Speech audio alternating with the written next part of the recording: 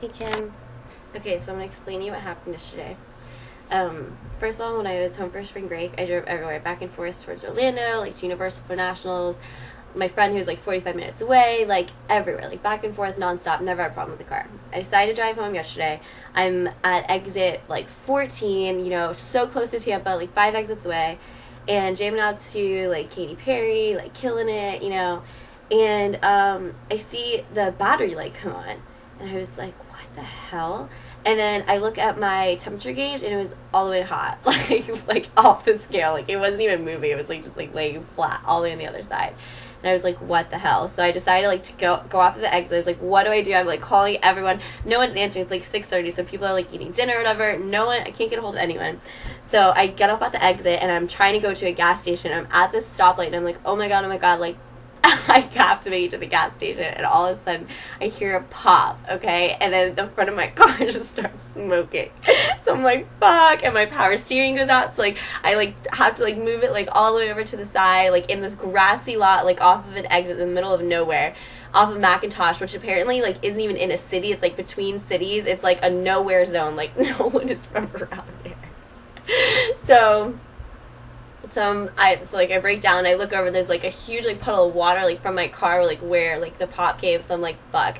So then this one guy stops, and he's like, oh, like, and he checks under my hood, and he pulls out a belt, and it was like completely tattered and torn, and he's like, yeah, this is your serpentine belt, and he's like, and you probably, if you ran it till it stopped, then you probably blew the head gasket, which is like a lot of money. So I'm like, fantastic, this is awesome. And so then I'm calling people to see who can like come get me, or like what I can do, and everyone keeps stopping. People are helping me. This pastor stopped with his wife. Like, so much crazy shit happened. I'm like just in the field. AAA took like 2 hours to get to me. So some random guy with a tow truck comes up to me. He's like, oh, do you need a tow?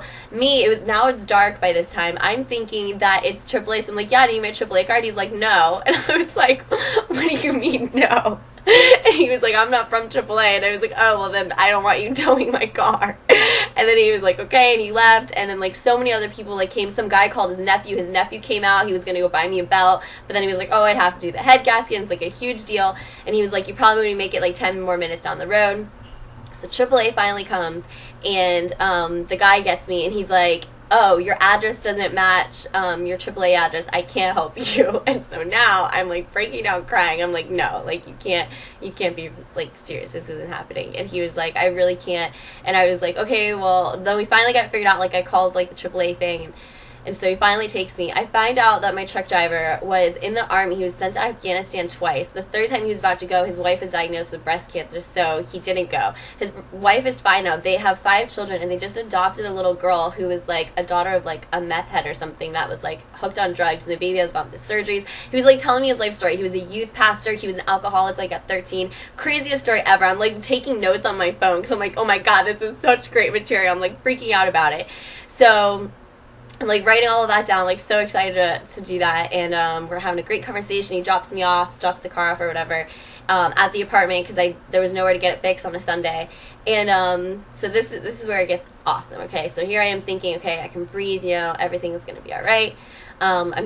My car is dropped off, and I'm like taking everything, and I find out that my battery is dead and my front window is down, and I'm parking like in the grassy lot in front of our apartment complex, like facing the street. So I'm like, fantastic. So I take our parking decal off for USF, and I'm carrying everything in, and I get to that grassy lot like between the 2 roads, and things are like falling on my hand. I have my suitcase, like all my clothes, everything. Things are falling. It's like pitch black out. I pile it all together, and the sprinklers come on. So now I am completely drenched in like reclaimed water, like disgusting. I smell like sewage. It's so gross. I'm like covered. All of my shit's covered with water. So I'm running like back up to the apartment, and I look down, and guess what's missing? The $200 parking decal. So I'm freaking out. I call Amy. Amy's like, oh my god, Laura, like everything is going wrong. We get flashlights. Alexa gets home. Like, we start looking everywhere. Can't find it. This morning I finally got my car towed. AAA came again, and it's at the place right now getting looked at, and we still haven't found the decal. So today we're gonna go and like plead our case, but the problem is we're sharing a decal, and you're not supposed to do that. So basically, yesterday was awesome, and it's all because I made a video a few nights ago saying fuck the moon, and I'm pretty sure the moon is doing this to me. It's a curse, Kim, and I'm really upset about it, but that is where I'm at in life right now, and it's awesome. And to be honest, I really don't even care because, you know, worse things have happened, you know, and what are you going to do about it? But I love you, and I'm happy I'm back in Tampa, and let's raid.